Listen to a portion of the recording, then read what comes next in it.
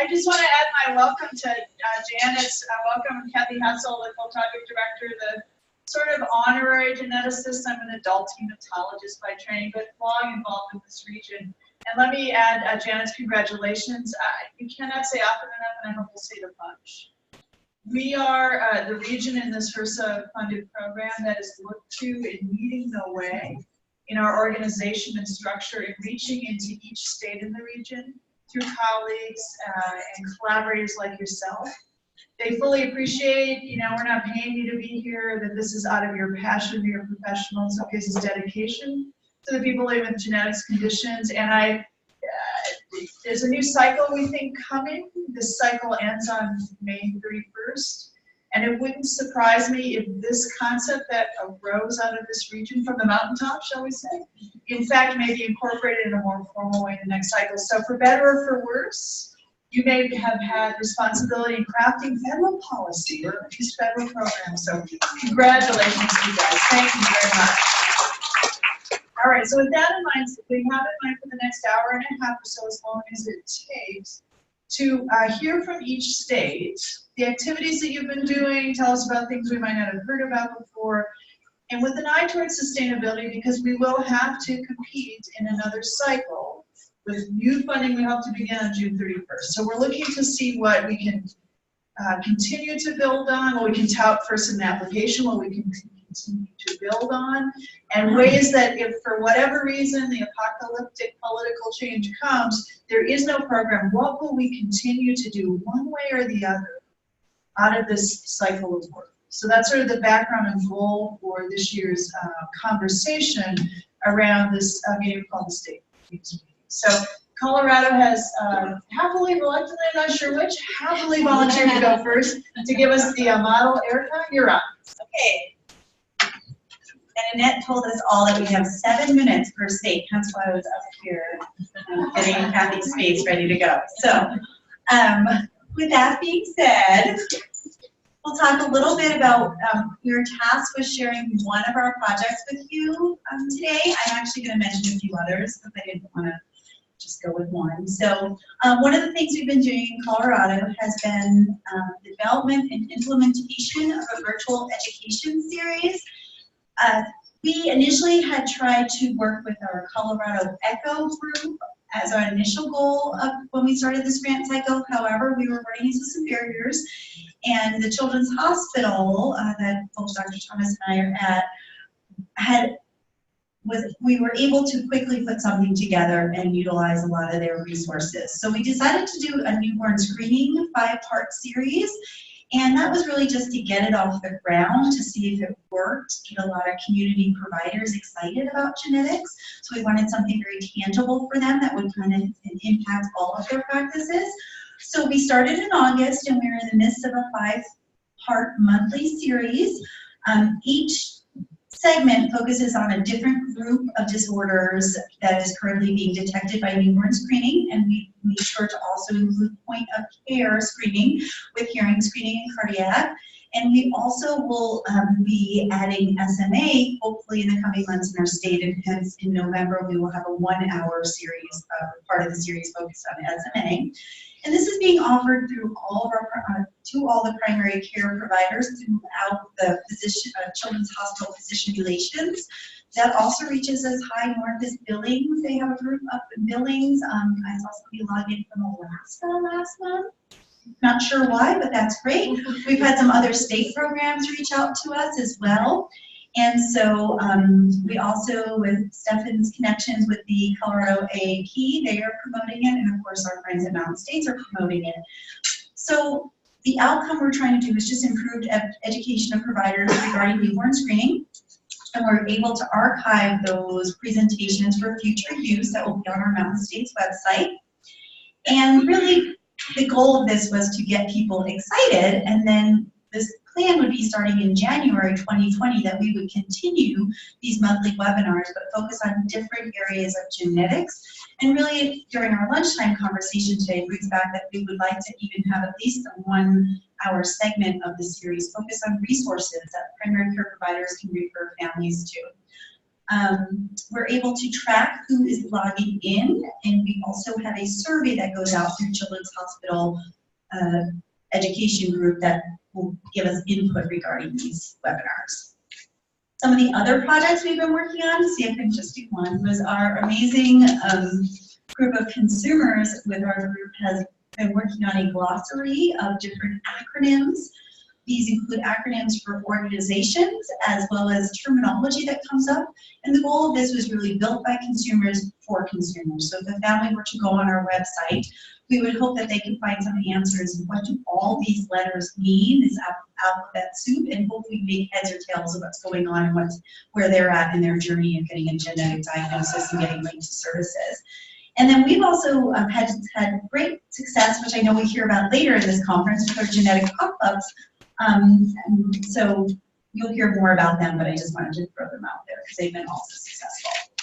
So where will we go for here? Well, if we have funding, I put that in capital letters, we want to continue our partnership with our research entities. We want to really continue this expansion of these educational series. Love providers, and just remember once a month there's Genetic Tuesdays, and Stephanie used that point.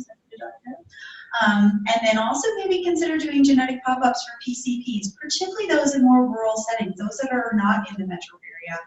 Because hearing from our consumers, knowing that sometimes those referrals take a little longer, or PCPs are a little bit less knowledgeable of what patients should be referred to genetic services.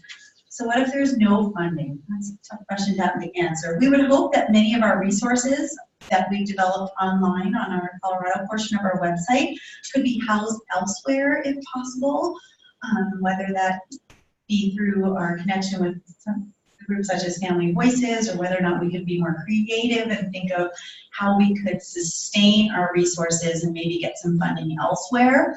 But we hope that doesn't happen. And we'd also hope that many of the telemedicine activities that have developed during this first 2 years would continue to happen, because we know how valuable those are for our patients. If we have continued funding, or would we want this state team approach to be sustained? I just wrote yes, because I think it's working. And it's been a great experience for us with our providers of our team to be talking with our consumers and learning so much from each other that we've really enjoyed getting to know and working on our state team. So, done? Questions? Do I have time for questions? Oh. And I can't move from the podium, and so because that's where we're videoing.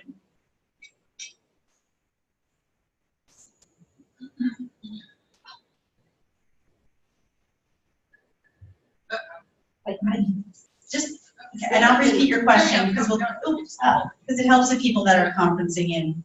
I wondered, were you doing these seminars during lunch? Yes, so our hospital has a good platform with these lunch and learns. So they basically said, hey, by the way, if you want to participate, we'll give you second Tuesday of the month for the next 2 months. And was the quite a few physicians logged on and joined you, or what was the participation? Okay, so I'll give you last month. We had more than 40 people sign up, but only about 22 log on. I have to say, as you would imagine, in a busy primary care practice, a lot of folks put it on their calendar, but maybe don't have the opportunity to log on. There's been a few technical difficulties with firewalls of different institutions that we still try to work through.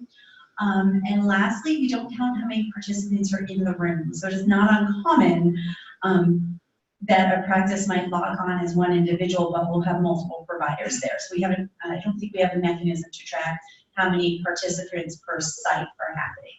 But what's nice to utilizing our Children's Hospital group is the fact that they've already established many of these relationships. They have a whole team of I don't want to use the word marketing, but there's physician relations that really goes out to these communities and really tries to drum up business, and they take away all the IT for Janet and I, which Janet and I are not the best of IT. And so to have that burden lifted off us and have that burden lifted off our speakers, we're able to then really just focus on the presentation. And with our state funding, we're also giving them a small little present, a gift card, just to say thanks for supporting this. Well, I think that's wonderful. 2 more minutes. I'm going to speak and I'm going to be less windy there. Are you archiving the? Yes. So it takes a few weeks because again, with Children's Hospital, they go ahead and they fix the sound and they put it in a little pretty package and then they give it back to us and we're able to give it back to Mountain States and put it on the website. So it's very useful to be able to use it over and over again, especially newborn screening. Let's be honest, some of the older disorders, not much has changed. So it's nice that now we have these presentations archived. And are you able to track in any way, like who's accessed the archive? I'm not sure if that's even possible, but just curious. Sure, it's possible. It's possible. Been activated. And I'm sure somebody like Liza would love for us to be able to track that. So we'll have to ask that question.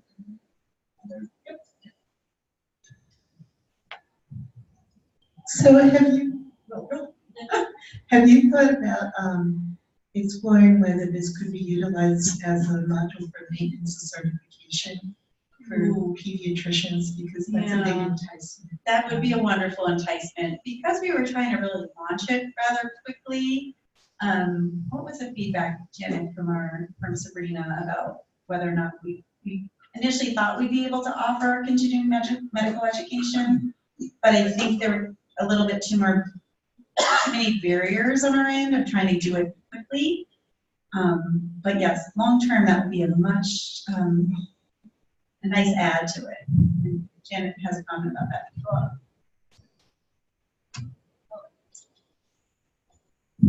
that. Two things. It was also open to like public health and those sorts of things, so it wasn't necessarily just primary care providers. But Debbie, you might be aware that Heartland put together an MOC for, and it was newborn screening, and that went out to the AAP and has now been part of the AAP MOC. And we were just told today too that Family Practice MOC has a similar newborn screening. It wasn't put together by one of the networks, but it's also part of the MOC for Family Practice. So I think it was Heartland. Heartland had very great reviews on it, but we haven't thought about that. And I think the CME issue is just a lot more work to get CMEs, so we didn't approach it yet. Okay. All right. Our time might be up, but feel free to ask questions at the Thank you end. very much, Thank Ann. you, guys. All right, who's going next? Waukesha. Don't make me pick Nevada. Oh, no, so you're off the hook. Go ahead and go up to the podium, please. All right, Montana. Yep.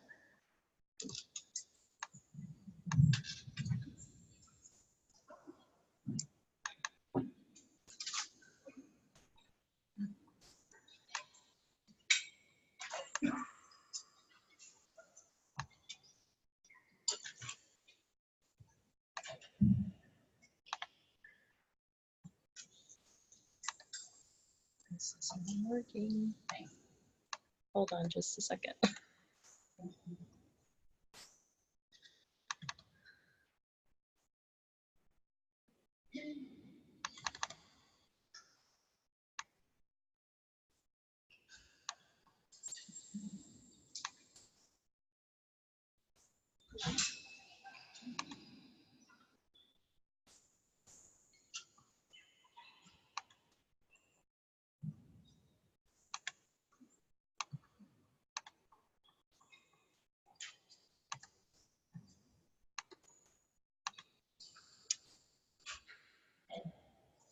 Hello, I'm Jennifer Manna from Montana, and I know that rhymes, right?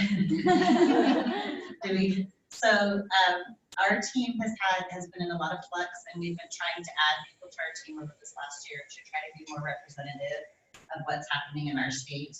We ended out the first year, our team bought gas cards to help encourage physicians to fill out a survey, and we had gas cards left over. And so when we went into the second year, we used those gas cards to help provide parents transportation to our state's Parent Training and Information Centers conference. So then we still had some gas cards left over, and we hadn't spent any of the money from, let's see, where do I point to get this to go to the next slide? Yes. No, Siri doesn't need to talk to me. Sorry. Thanks. No, that's not going.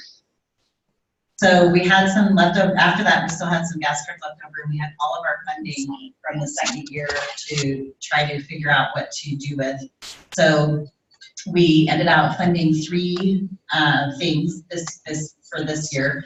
the first one, and we have a slide on each one. So the first one is a project going on in Montana called the Montana Pediatric Passport Project.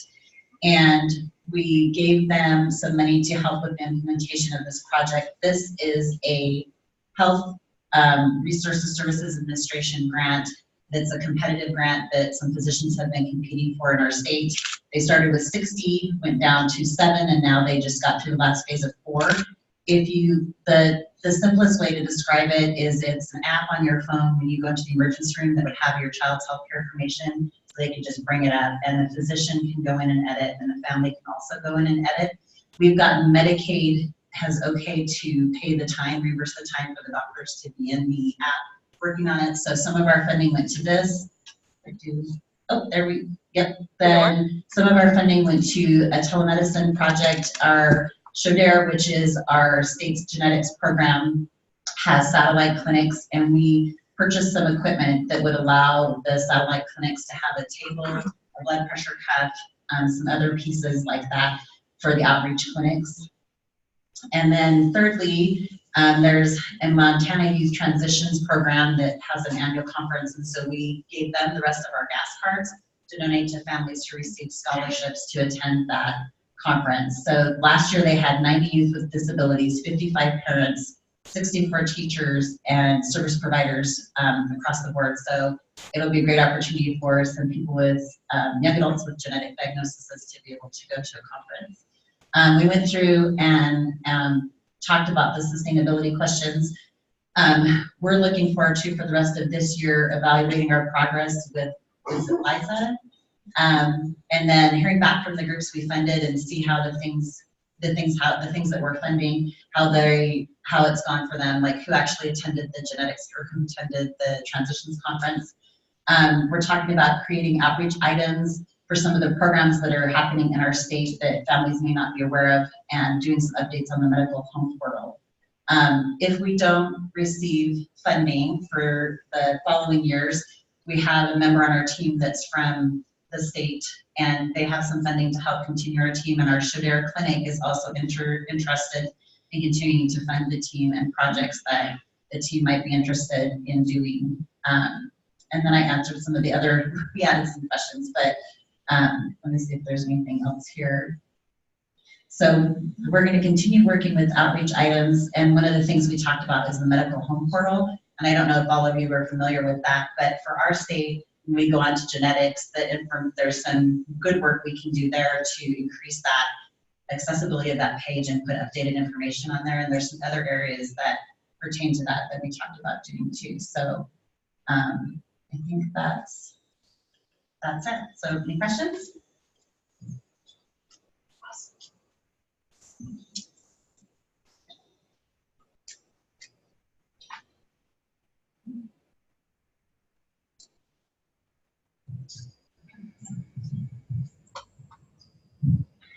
I just have a quick question regarding the app that you referenced for use in the emergency room.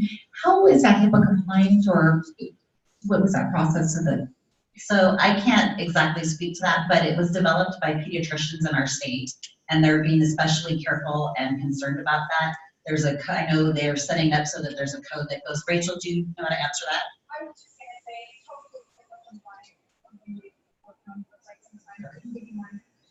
So for those of you who are watching, Rachel Donahoe from Montana has been working with that project also, and she is assuring us that it's HIPAA compliant. But we've worked a long time to make sure, and the pediatricians are very aware of that. I know they, because it's a mobile platform, there's some concerns with each time you check in and those kind of things. So another question just unrelated to that, like how, is it a complete medical record or is it a snapshot? And it's like it's not. That's a really good question. So they've done a lot of surveying to find out what should be included. So is the complete medical record what a practitioner wants to see? Is it what a family wants? And so they're trying to include the things that would be most pertinent. In Montana, it's a lot of what's the specialist doing. So when you go to the specialist in Seattle, what are they recommending for medicine at what times? But obviously it would have your immunizations on there, or what happened the last time your child was under anesthesia, so it has lots of help. Do the in-house service docs have same access? I think, so that's a really good question. One of the doctors who's working on this app actually practices on the reservation, not at Indian Health Services, but at a major hospital in a reservation nearby. So I'm confident that that will be taken into consideration. Other questions? Thank you very much. Big round of applause for Montana. All right, who's going next?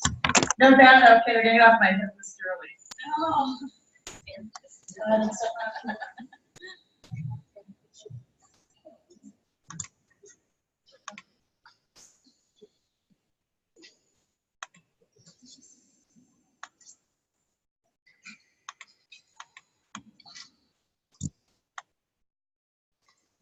Hello, my name is Mary Meeker. I am with have the privilege of working with the team at Nevada. I'm also the executive director of Family Ties at Nevada.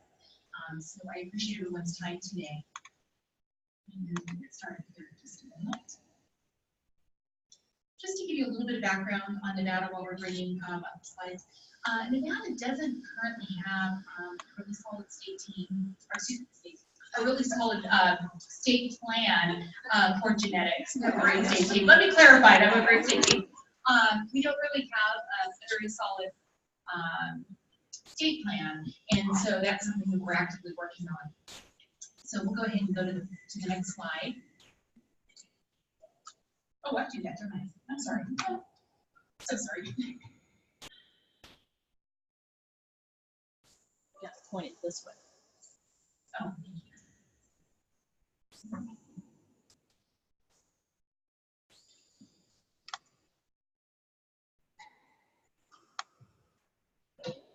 Thank you.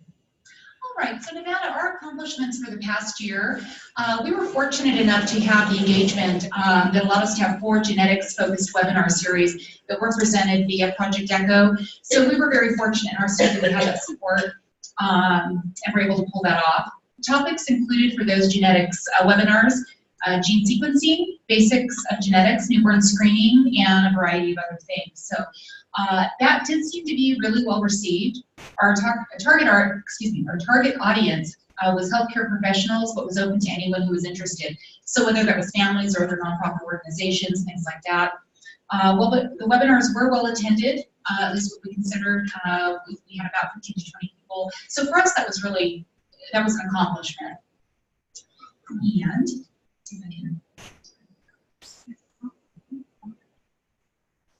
And Nevada, our future plans, our project aim is to improve access to genetic services to rural and underserved populations in Nevada using telehealth services. I don't know if you're familiar with our layout, our geographical presentation in Nevada, but Nevada is a large state, but it's mostly populated through Reno and Las Vegas. There's not a lot of major metropolitan cities, so a lot of our clients are rural. We're talking out where there's just not a lot of services. Some don't have any services at all, so they're having to travel quite a ways into Reno or Las Vegas to get services. So our goal is to be able to provide those services through telehealth to make it more convenient for families, easier on the children that are having to travel, and more cost effective. Continue to provide education to primary care providers, community health centers, and public health clinics regarding available genetic resources in Nevada and neighboring states. Collaborate with Nevada health centers to improve access to genetic services by referring to genetic specialists using telehealth. I will say that Nevada doesn't have a lot of genetics counselors. I think we have 2 in the entire state. We have 1 in Nevada, 1 in Las Vegas, and, 1 in Reno and 1 in Las Vegas, and our 1 in Northern Nevada is looking to retire in the next couple of years. And to promote awareness to careers in genetics among future healthcare professionals at various educational levels. That's one of our big pushes, or one of our big initiatives. Our year 3 plan is to continue to provide education to provide primary care providers, community health centers, and public health clinics. Just to reiterate that. Project ECHO, ground style presentations or case studies. And our outcome or impact that we're hoping for there is that our number of attendees will increase. We'll follow up with a survey to all attendees for information from educational sessions that have been, whether it's been beneficial or if there are changes that are needed to be made. So of course, we want to make sure that we're utilizing the resources effectively, that people really find the information is helpful. Also to collaborate with our health centers again. Nevada Health Center is a nonprofit healthcare provider. Currently, they have 9 rural locations that are telehealth equipped. So they already have the equipment in place. So there wouldn't be that initial cost. Outpatients and patients can use their locations as originating sites when consulting genetic specialists. So we're trying to figure out right now really how that works through the insurance, who really is going to be submitting for insurance reimbursement, whether that's the originating side, whether it's the professional side, that we're still working on. That is one of our goals for Plan 3, or excuse me, Year 3. And also our impact is to see the number of referrals to genetic specialists using telehealth. Of course, we'd like to see that not only happen, but to increase. Promote awareness to careers in genetics among future healthcare professionals at various education levels. Through this, we want to provide educational seminars, lectures, information sessions on careers in genetics, newborn screening, and other related topics. Create and distribute educational materials.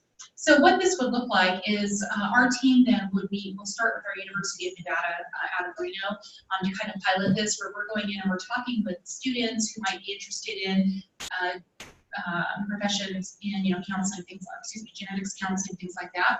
Try to make them more aware and increase engagement and interest in those types of professions. So we would be going in and meeting with students on campus and holding different seminars. Then doing a pre and post survey, assessing knowledge of the awareness in genetics career among students who attend these educational seminars. Future plans beyond the grant, of course, telehealth. Continue to seek and reach out to healthcare organizations that have the capabilities and are willing to assist with supporting the goals of this project. Provider education, continue to assess provider education needs and provide updated genetics resources. And again, our big push is really the student awareness. We really feel that we have to start with students so that 10 years from now we've got people in place. We're not looking at just 2 genetic counselors for the entire state. That we might have a greater group that we're able to utilize. Provide ongoing opportunities to engage students in genetics, such as graduate assistantships or fellowships. Graduate students can assist with data analysis and conducting surveys. And if there is no additional funding, which we're going to be optimistic and assume that there will be, hope that there will be, some of our future project plan may be sustainable because we are working with facilities that have existing telehealth infrastructure. The other, sorry, I can't read that. The other project plans may not be sustainable without additional funding. So. Any questions? Yes.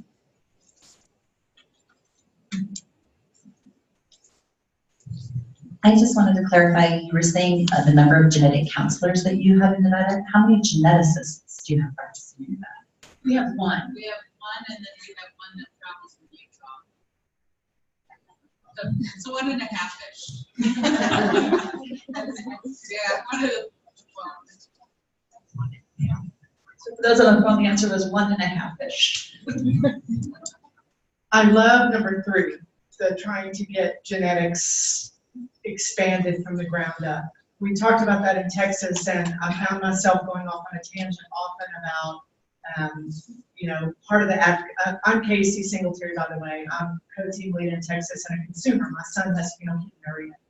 Our advocacy started in Louisiana, where we lived until 5 years ago. And I'm passionate about education. I'm in the medical field. I'm a veterinarian. And so I think that getting Will, my son, who's 13, to advocate for his disease and for genetics is pretty important. We go and do lectures at the med school. Where do you think it starts? I found myself thinking our goal here was to increase access to genetics care. And so when I took it 10 years away and said, well, or 6 years away or 4 years away, and said, these kids are in undergrad, and we're trying to convince them to go into genetics, but that's not now. That's not going to help me tomorrow, and that's not going to help kids that are being born right now. So if we start with the med school students, probably 50% of them sort of know where they're going to go after med school already when they enter. I knew what I wanted to do when I entered veterinary school. if we're starting an undergrad, are those kids too far removed to figure out what they want to go in? Do you go in through the, pre-professional clubs, the undergrad clubs that are geared toward medicine already, or do you go to, how do we get that? And this may be pushing into, but I think it's a conversation we're having, and I'm interested, I think Texas is interested in helping with that movement as well. I think it's brilliant. And I'll answer, and then I'll let Carrie follow up. We have had the discussion also, and one of the things that we've identified is, starting with the college level, that the students that are entering, maybe, they declare a major or that kind of thing, but we've also talked about the high school students that are getting ready to really focus on, okay, we're looking at, college we want to go to, what is it we really want to do? So we know that we have to start with students before they get to the point where they've declared a major and really have, an idea what they want to do. So we have had that same discussion. I do think it needs to start before college, before those decisions are made. But we're starting with UNR, but we have had those discussions at our high school students, of, whether it's a college fair or whatever that looks like. We haven't packaged that idea yet, but we have had that discussion. And this, oh my gosh. And just to add on to this, for our specific project, we're actually working with a team of genetic counselors, not in Nevada, because we don't have very many. But our actual specific plan is to target for UNR, the School of Psychology, Biology, Social Work, and Sociology, and try and get lectures. Our focus is really genetic testing and getting the career genetic counseling out there. But there are so many opportunities to kind of expand that whole genetic thought as well. But we're going to kind of focus on genetic counseling for the first pilot.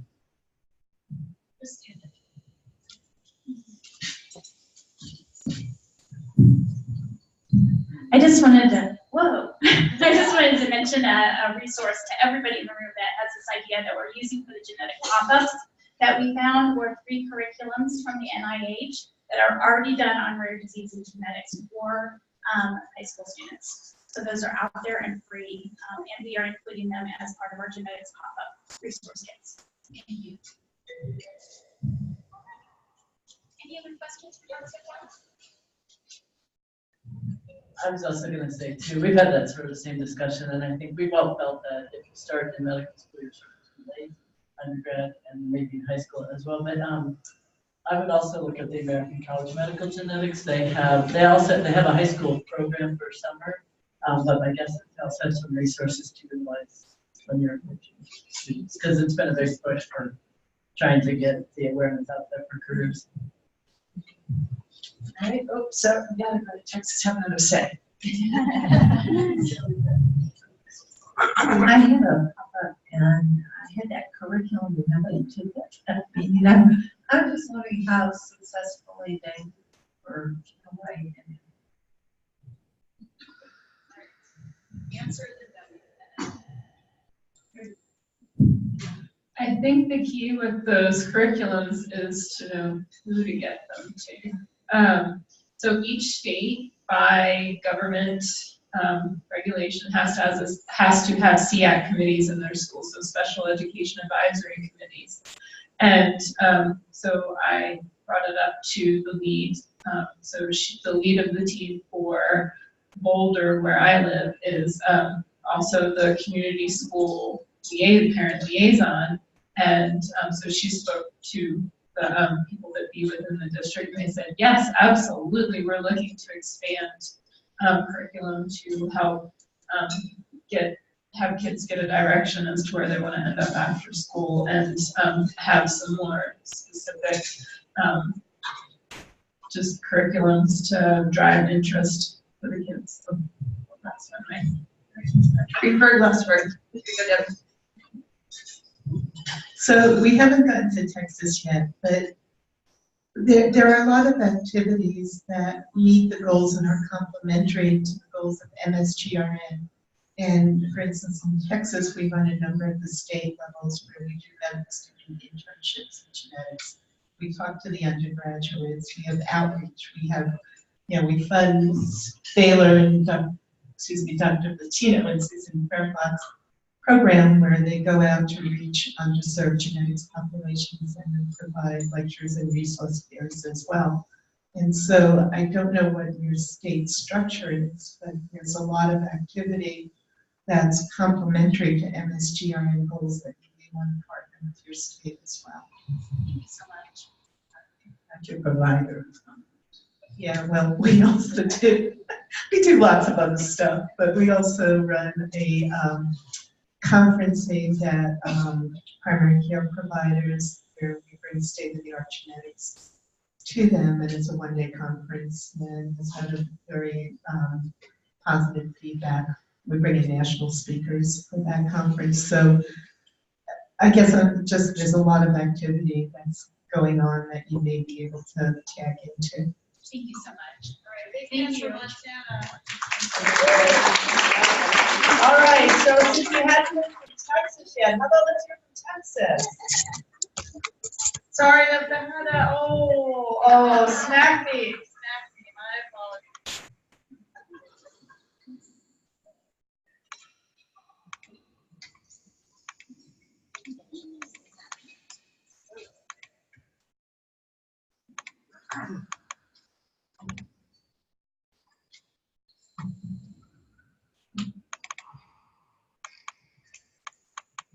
Hello, I'm Casey Singletary, and I'm coaching lead from Texas. I introduced myself a minute ago, but I'm a consumer with a child who has metabolic disease. Melissa is my co-team lead. I'm also a consumer. I have a son with Down syndrome. I have our show.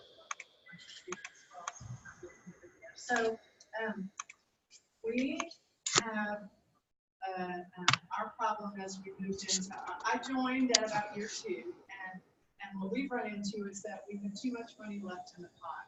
We've found lots of conservative ways without lots of expenditure to get our word out.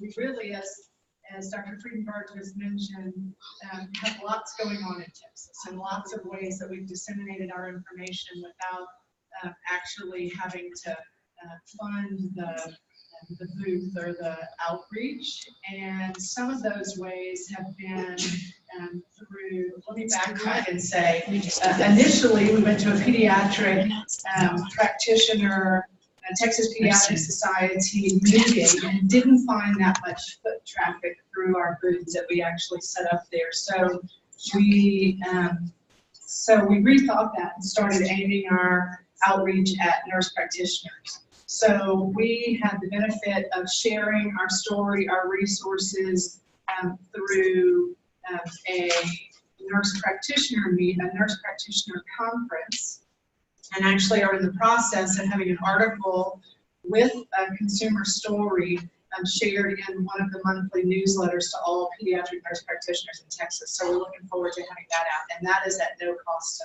us. So we also we've spent a little bit of our funding on Facebook advertising, getting some information out there as well. And those metrics, Christy has for me that we can share. It's been successful. We've had more foot traffic with the social media than we did actually at the first Texas Pediatric meeting. This is the second one, right? This is Dr. Friedenberg took this information for us. You can see her sharing it. She had quite a bit more interest when she went as well. We put candy out. That's the key. Yes. Do you want to tell about the GPS stuff?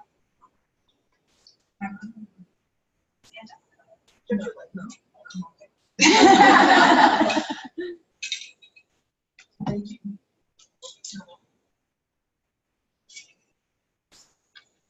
Thank you.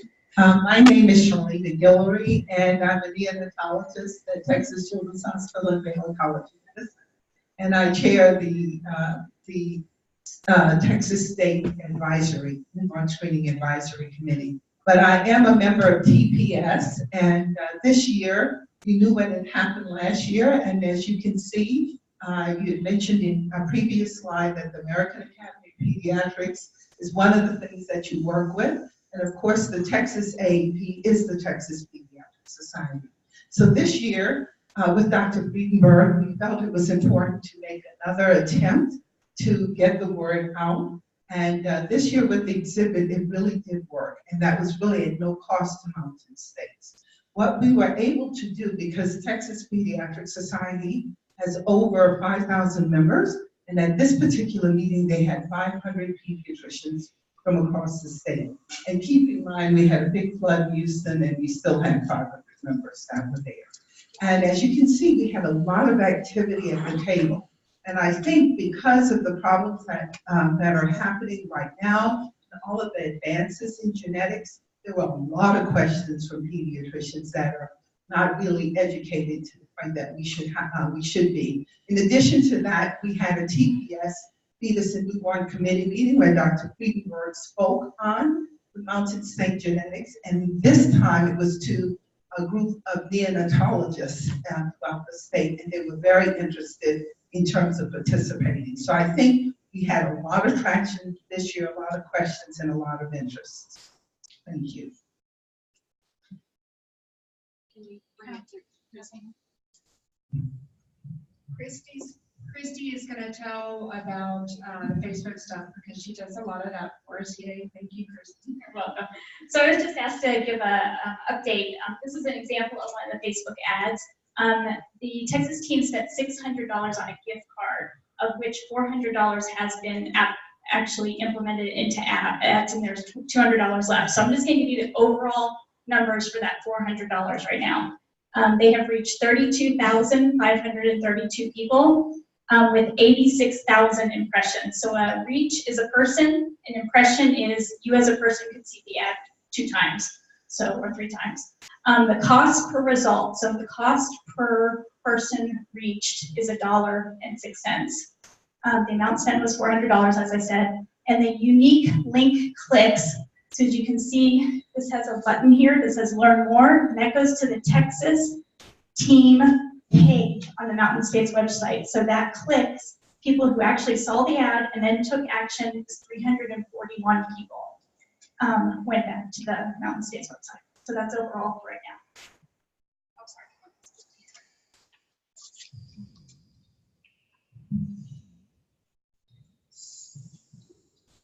Okay, so explaining our project scope and reach, we think that we've reached new audiences by going through the social media, potential consumers. The conferences were invaluable in getting our word out as well. And like we said, we didn't spend any of our revenue or any of our resources on getting out there, which is great. We have a very dynamic team that is very active in advocacy in all different areas. And so we've been able to sort of piggyback on that and really make our mark without having to deplete our funds.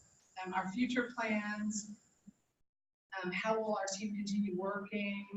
We're planning to collaborate. We actually have been speaking with Baylor College of Medicine on planning and delivering a genetic summit. We haven't really decided which location we're going to do yet, but they already have this in the works, and so we are going to contribute the rest of our funds to that genetic summit so that we can maybe bring in another speaker or expand what they were able to offer at that. And so we think that will be very useful. We really plan to continue to reach out to professional associations as we have been able to do and network at conferences. We are going to continue our social media as well. And we also want to consider other pathways of collaborating through local pediatricians, through our local connections, since we have such a large state and a diverse group from all geographic parts of our state. If no additional funding, we have talked about continuing our calls and online meetings through resources that some of the individuals on the team have already, conference call availability and things like that. With continued funding, we do certainly think that our team model has been very useful for us so far, and we would like to continue that team model. So there's our bluebonnet picture from Texas. I take no credit for the tech work that went into our plan with all the Texas state down the bottom, but I should. DNA bullet points. Gosh. Does everybody see that? Yeah. DNA bullet points. Do we have any questions? All right, thank you guys very much. Let me just call on Dr. Hillary. I was asked to do that on behalf of her team. The reason the table didn't cost anything at TPS is because Dr. Hillary sponsored it. So talk about sustainability and partnering. All right, Bruce? That's right. Who's? Can I say that this is the smallest world, genetics world, it's so small, y'all can probably all hear me. Dr. Hillary and I learned this when I was looking at her bio when she joined our group. Dr. Guillory and I are both from a small town, Louisiana, Opelousas, Louisiana, damn capital of the world. Population 20,000, and that's being generous. And we both grew up there. So we've been trying to concentrate on the Texas team while sharing stories about the bumpy main road and where her house was and the chief of police and the town doctor, and it's been lots of fun. So thank you, genetics, for bringing us together. All right, who's next? Wyoming, I heard of Wyoming. All right.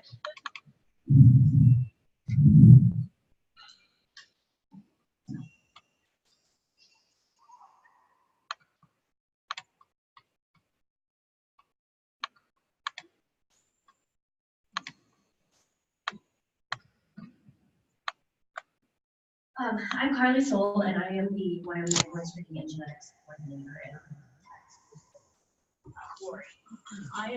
I'm the maternal child health epi and an evaluator for the project. So I'll give a little bit of background.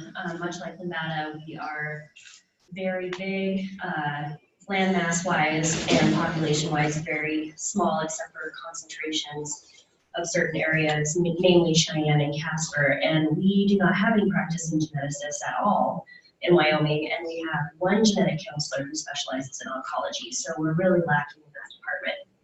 So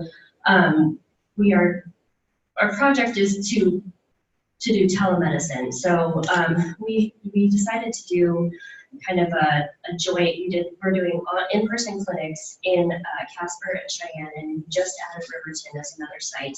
And we are also doing telehealth clinics in those 3 sites as well.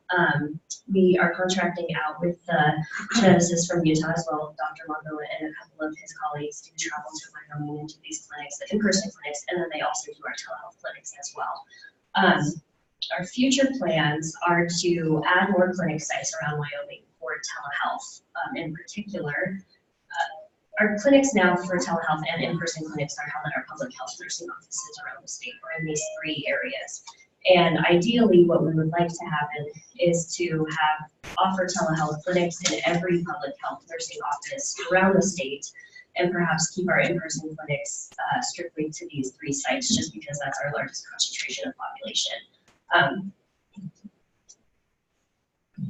So for the last couple of years, we've been doing an evaluation, and I'm not going to talk about it really because we're going to move on, and if you were here last time we met, we talked about it.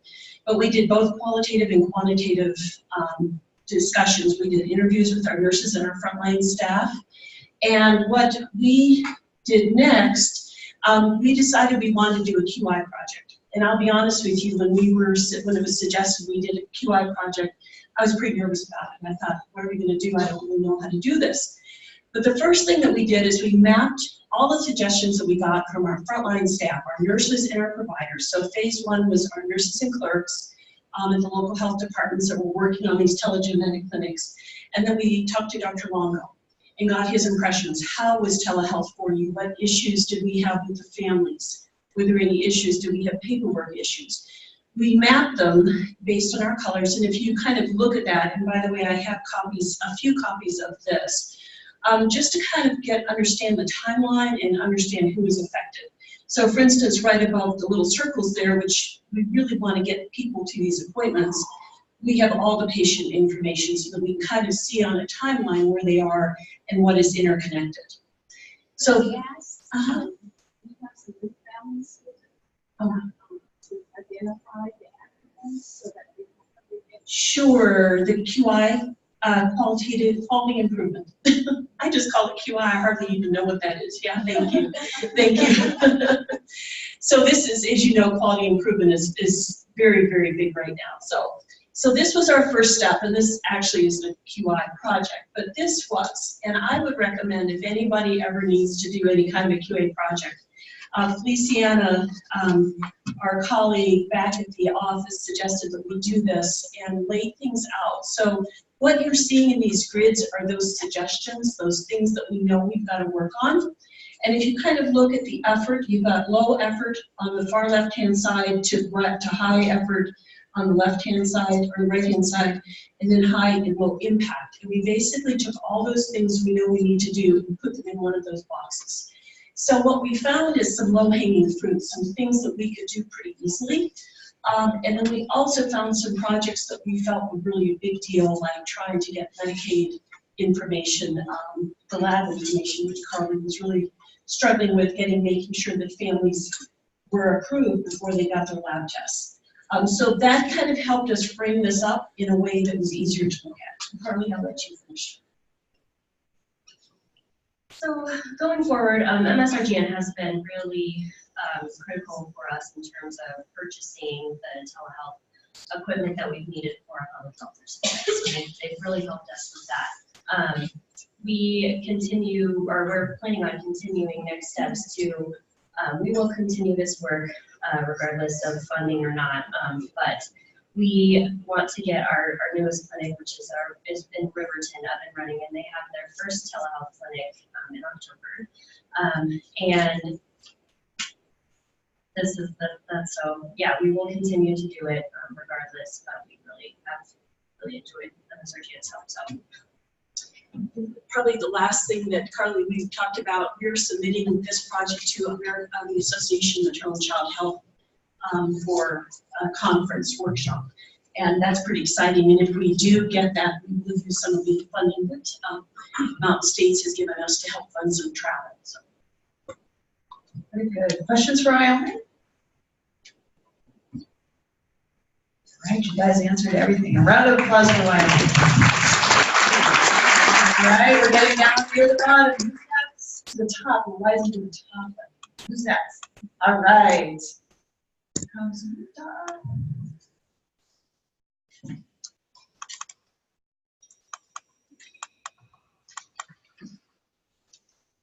Hi, my name is Heidi Wallace. I'm a parent of children with genetic disorder, and also I work for the Utah Department of Health and Newborn Screening.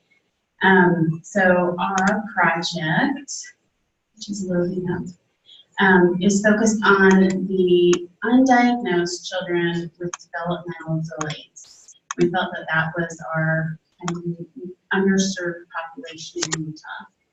And the aim of our project is to provide resources and support to the pediatricians so they feel more comfortable helping initiate or even conduct some of the genetic screenings and helping these kids move along quicker in the system, which is slow, unsure in every state.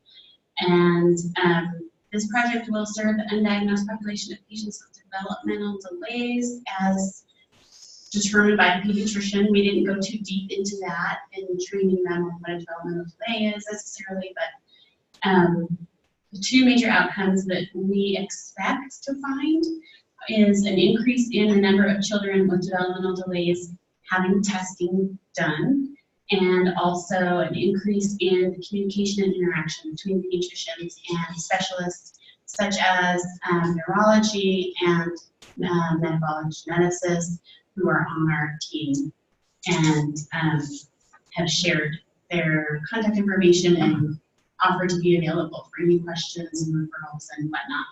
So how will we know we've achieved these outcomes? We are planning a survey that we're going to do with Liza's help, and we're going to determine how they feel their education level and comfort level was in the beginning of the project, and then assess that afterwards. What we've done in our project, what we've done in our project is we've met with 2 pediatric clinics with several pediatricians in each, and we gave them materials printed out and we talked through an algorithm for how to review their patients. I'm going to skip forward a little bit here. With developmental delays, you can't really see it very well, but it's similar to what other states have worked on. We tweaked it a little bit based on our specialists' opinions and where they could provide help, but basically determining would this maybe go towards neurology first or straight to metabolics, and then with the help of neurology, that might lead you back to genetic testing and so forth. But we distributed these materials and gave a training session, and then have been contacting them regularly saying, how's it going, can we help?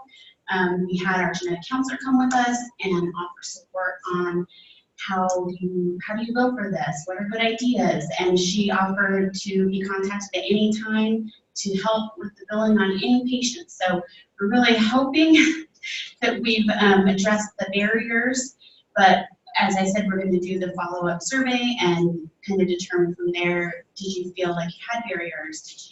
Did you test and how did that go?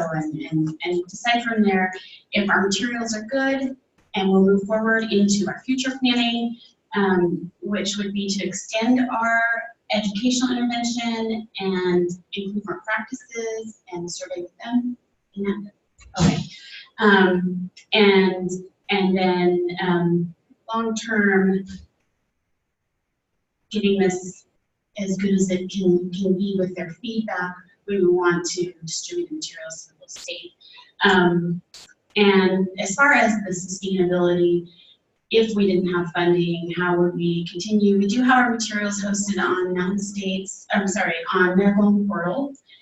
So they are up, they are available, but that doesn't really provide training and that doesn't provide the support. So we feel like without funding, it would really impact our project moving forward. So yes, any questions? Yes.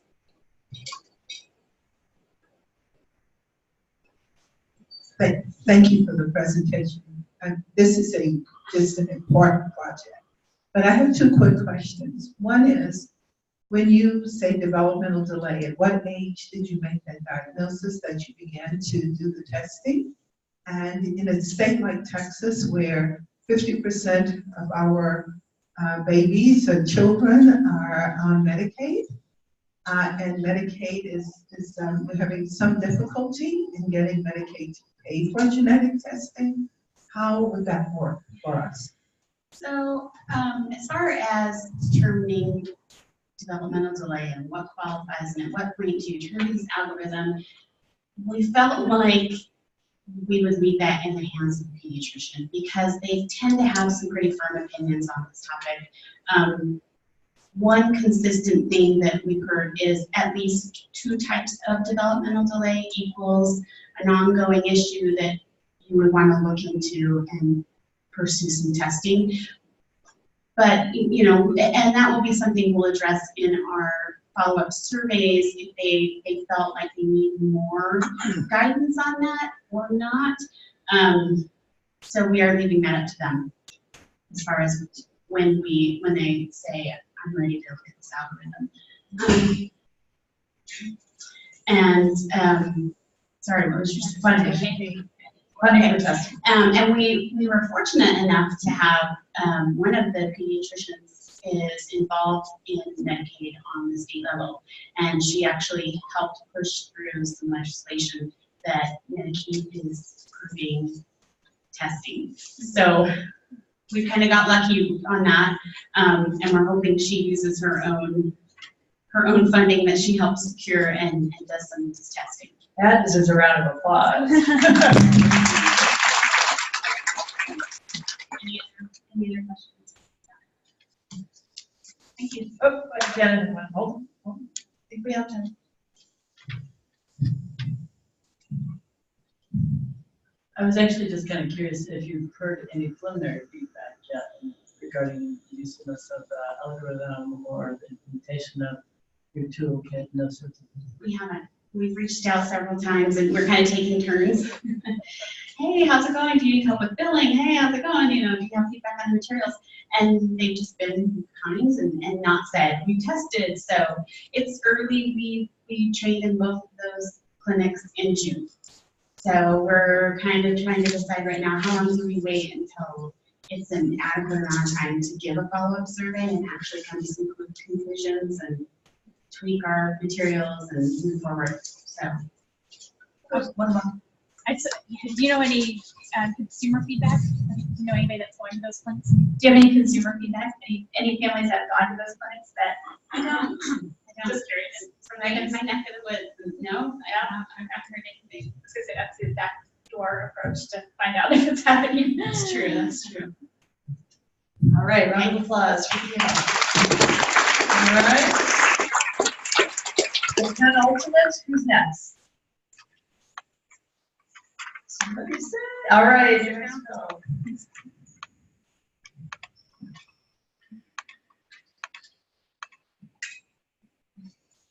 Good afternoon, everybody.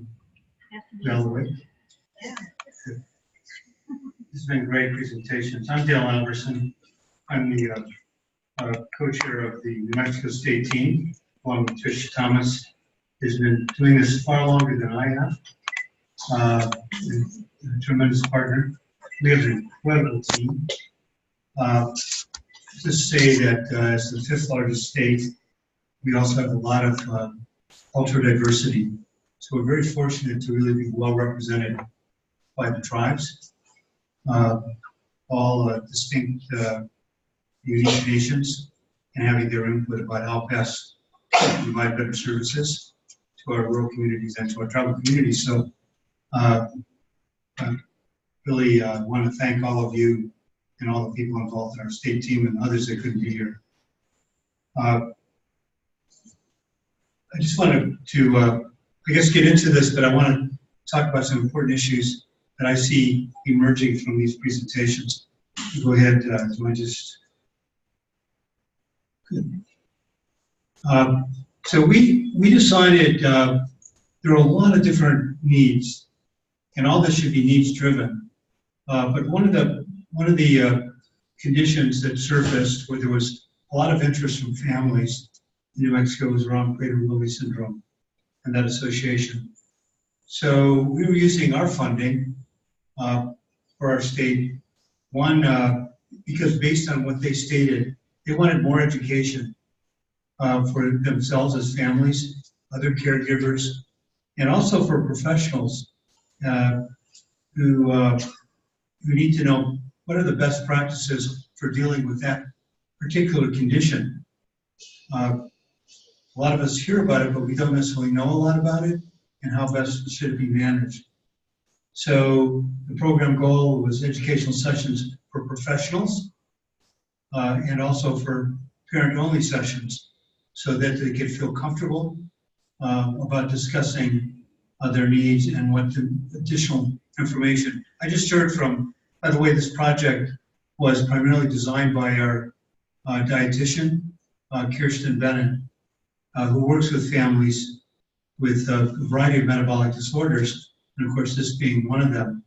And parents are now hearing about there might be a new medication to deal with overeating phenomena in Prader-Willi.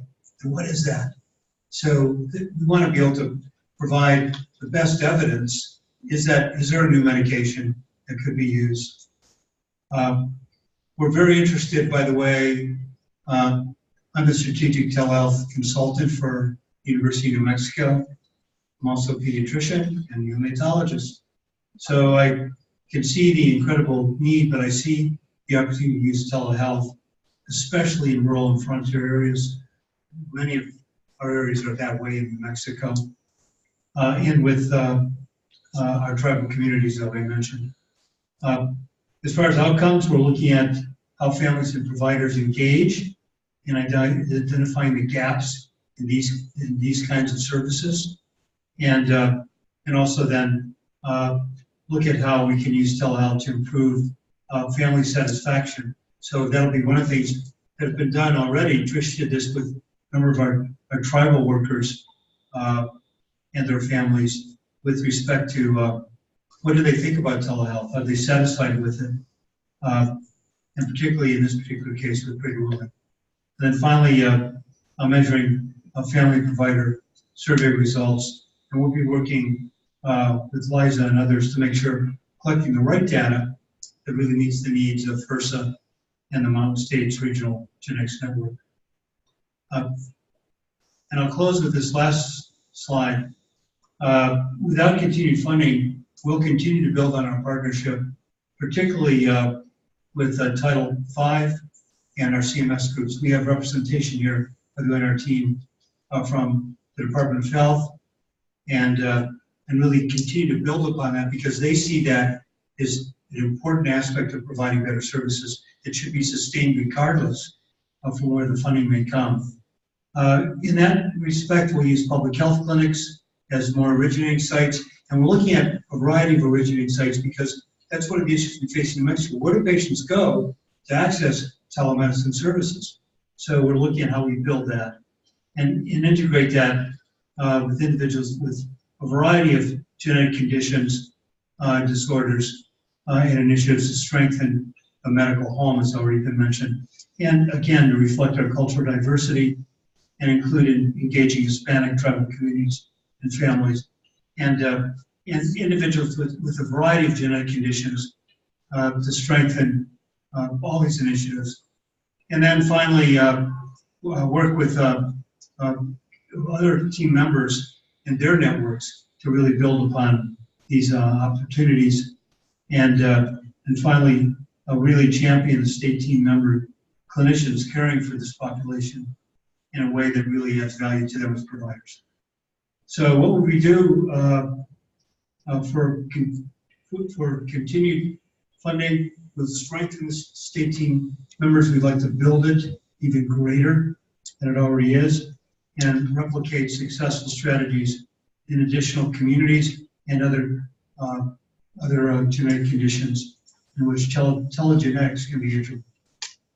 So I'm going to take questions, but I want to mention a couple of things that I'm hearing from all of you. If I could take a minute, maybe answer some of the questions. One of the big issues we have in New Mexico, with the fifth largest state, we're very rural frontier, is connectivity. So if we don't have adequate broadband, we can't use these tools. And so we need to work together.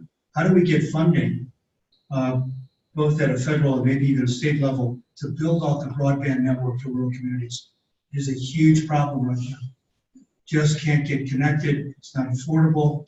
If you could try to get connected, and we could work with programs like the FCC Healthcare Connect Fund and USDA, Rural Utility Services Fund, and so on.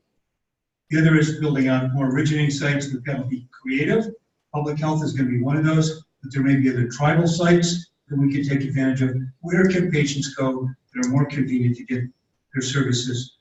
And then finally, we've got to look at how we extend the workforce. What I'm hearing from almost every state here, either you don't have a geneticist, or you have one. We have 1.5, and our one is going to retire in January. So we have to look at how we can collaborate, and I'd like to talk to all of you at some point in time, is how we develop these types of collaborative networks with all of you, so we can take advantage of those of you that have more resources that could help other states that don't, and even look beyond mountain states. I've just talked to people at CHOP in Philadelphia, and they would love to work on some kind of collaborative arrangement that would allow us to extend services to families in our own state, in our own region, and around the country. So I'm going to stop there and take any questions. All right, thank you. Questions for New Mexico? Janet's got one.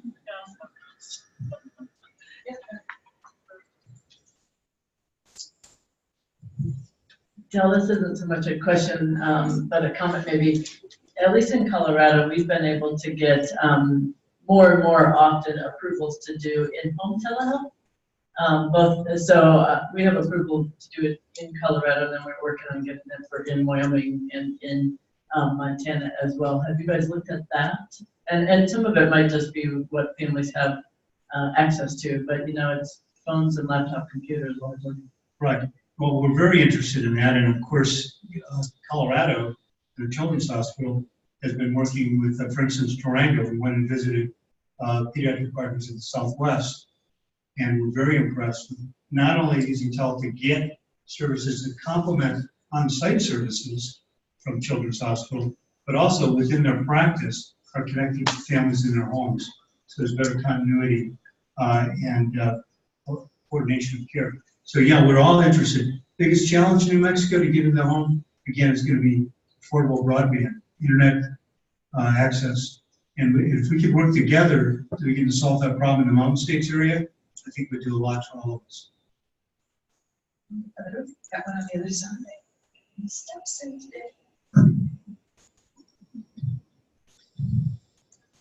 is a question, more of a suggestion. What if CHOP is so interested in doing a partnership with you, how about you just do telehealth from CHOP to New Mexico? Is that an option for you? Well, I think it needs to, let me tell you, if any of you work at health sciences centers, there's a certain amount of institutional pride.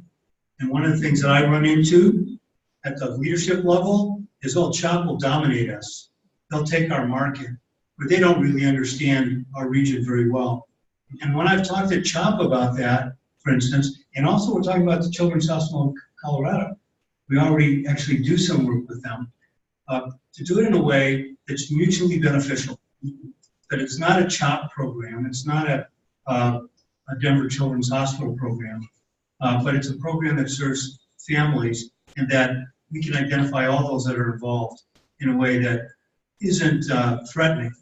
I think that's one of the biggest problems. Yeah, CHOP has an agreement right now with the Indian Health Service to provide pediatric telehealth services in the IHS territories of Southwest, particularly Navajo. Well, that got everybody's attention. What's CHOP doing here? So we said, let's talk to them. And we've had really good conversations about how we might do that in a collaborative way. Design a mutual agreement, a business associate agreement that satisfies everyone's needs. Hi, Jen. Just go my way. I would just tag on to that. I would say I've had a conversation with CHOP as well, and the individual I talked to, and admittedly I can't remember the person's name, they had the contract to do autism outreach clinic to Tuba City, where we are doing a genetics clinic. And the conversation was really quite collaborative to say, okay, so they saw somebody in the autism clinic that they thought needed genetics, and they would refer them to our genetics clinic, and sort of vice versa. Luckily for me, it hasn't gone up the rail to the admins, but there's always going to be that conflict if people are encroaching on each other's regional footprints. So, but I think the people I've talked to really want to be collaborative and don't really want to just say, oh, this is what we're doing, and you guys can't be involved. I think that the more collaboration we can, the better. Right, and I just want to comment on that too, because I think right here in this room, a number of you have really great programs that New Mexico might be able to take advantage of if we work out some kind of collaborative agreement. I mean, we're neighbors with Texas, and you have a very robust program. We're just looking up how many. Right. The whole idea is fill gaps. And it's all about serving our patients. Did you say 90? How many? 90. But still, you're a large state, but still.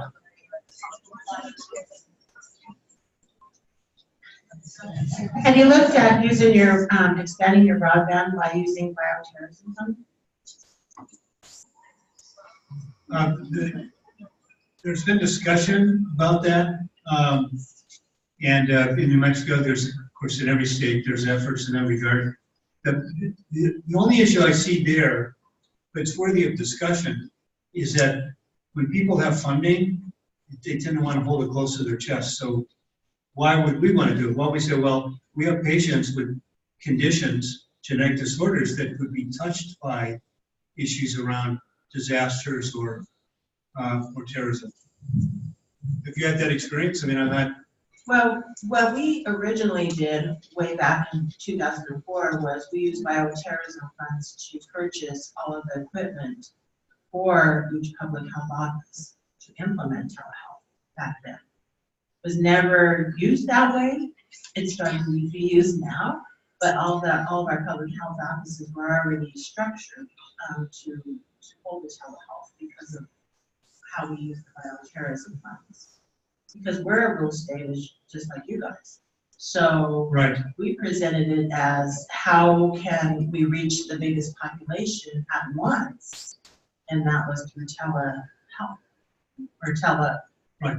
medicine, or, you know, connecting the people to the public health offices. Now, I don't know if Susan or Brenda want to comment, but that's one of the things we've been fortunate. We've been able to work with the Children's Medical Services Department of Health and look at public health clinics. And as I understand, you may know more than I do, there already is some telehealth capacity in many of these clinics. So we try to build upon that rather than start from scratch. Right. Okay. We're going to have to move on to one last, big conversation, right? So so a round of applause, please, for me.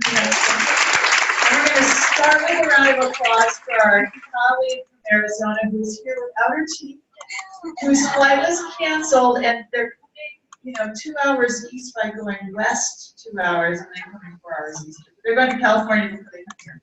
But in any case, Arizona.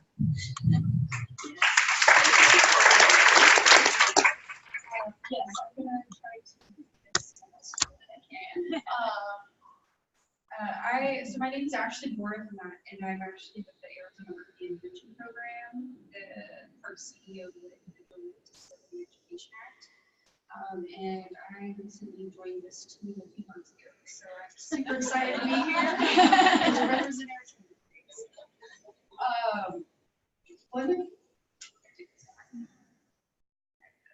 So our focus is really to incorporate developmental delay algorithm to enhance capacity of our professionals throughout Arizona to really reach those underserved populations. Arizona, as everyone else in this group knows, we all have states that are very large geographically and have very vast territories. We have partnered with the Arizona Academy of Pediatrics. We had an exhibitor table conference this year. We were able to provide flash drives with information on genetic resources and the algorithm as well. We're also going to have an ad in their journal posted with some resources and information on genetic as well.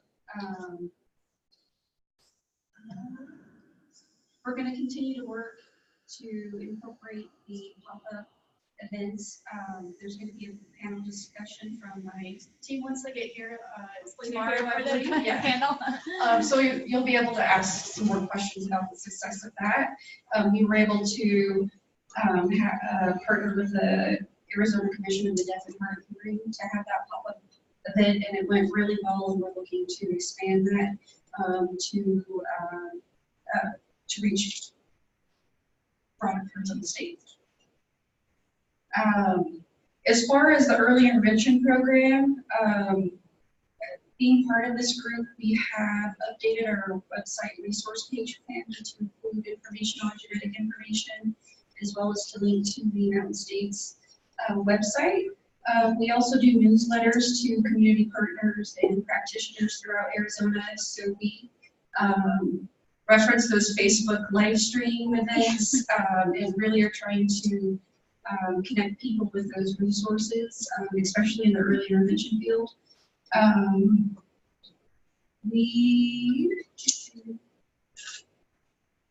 We're also, so our Title V maternal child health grant, it's actually, I think the public comment just closed the other day on that grant, but we are looking to use that as a funding source to continue the work that's being done in partnership with our newborn screening office, and really to sustain the efforts of the team.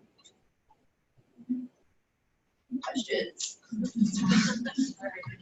She's brave enough to field some. All right, thank you. Oh, Dale's got us. All right. Almost off the hook, but not quite. Thanks. That's great. Well, and you're a neighbor. And it seems to me that some of the things you're doing, we could take advantage of. I just was taking a note, we have what I have the New Mexico Pediatric Society posting some of this. But I love the idea of sharing this. So again, what I'm hoping is I'm hearing these wonderful resources like you've developing, if we could share those, right? So it'd be great if you could, like, if you have a great, I don't know if we already have, do we have a developmental disability algorithm or phone? Steve? So there's the Mountain States one, Dale, and then Utah and Arizona have customized the Mountain States one to be more specific to their state. Great, okay, thank you.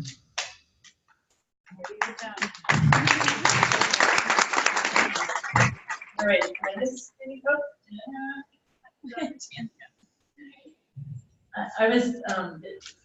it just dawned on me, like, I leaned over when you said you put up some of this information on your website. I leaned over and asked Erica, like, if we have our information, Mountain States on, say, our CDPHE website, did you end up with any barriers to doing that? Because recently we, just this week, we heard that Texas was able to link it. And so there's been some of those, but I don't know that we have, well, we might have hit a few barriers to put Mountain States on the Colorado Department of Health. So are there barriers to doing that? We have not run into that issue.